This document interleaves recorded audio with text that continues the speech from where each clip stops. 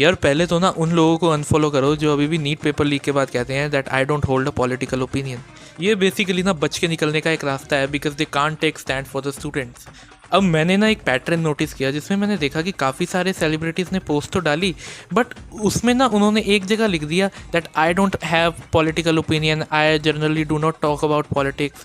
भाई you should. सबसे बड़ी बात है कि इस समय हमारे देश में हो क्या रहा है, हमारे देश में नीट पेपर लीक होता है, काफ़ी सारे स्टूडेंट्स जो हैं वो सुसाइड करते हैं। आई डोंट थिंक कि उससे बड़ा कोई भी इशू होगा। और अगर तुम ये भी लिख रहे हो ना अपनी पोस्ट में, तो ये भी कहीं ना कहीं तुम्हारा सेफ खेलने का एक तरीका है, जस्ट बिकॉज कि तुम सरकार को नाराज़ नहीं करना चाहते, जस्ट बिकॉज जो तुम्हारी ऑडियंस है तुम उसे नहीं नाराज़ करना चाहते, इसलिए तुमने दोनों साइड से ये सेफ खेला है। आप लोगों को खुद सोचना चाहिए कि जो बंदा ऐसा लिख रहा है वो सिंपली क्या चाहता है। वो सिंपली चाहता है कि जो भी उसकी ऑडियंस है वो उससे नाराज़ ना हो। भाई यहाँ पर मैं कोई किसी भी यूट्यूबर की बात कर रहा हूँ, किसी भी बड़े सेलिब्रिटी की बात कर रहा हूँ, चाहे कोई भी है, ये सिंपल यहाँ पर इनका एक ही मोटिव है कि जो उनकी ऑडियंस है वो भी उनसे नाराज़ ना हो, ताकि कल को कोई ये ना कह सके कि इसने नीट प्रोटेस्ट के दौरान एक भी पोस्ट नहीं करा।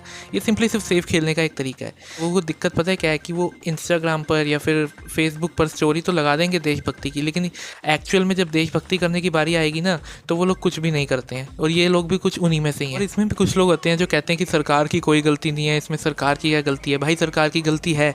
पिछले 3 साल में 2 बारी नीट पेपर लीक हो चुका है, और उससे ही बड़ी बात हो सकता है 2025 में भी नीट का पेपर लीक हुआ हो बट सामने ना आया हो, वी नेवर नो।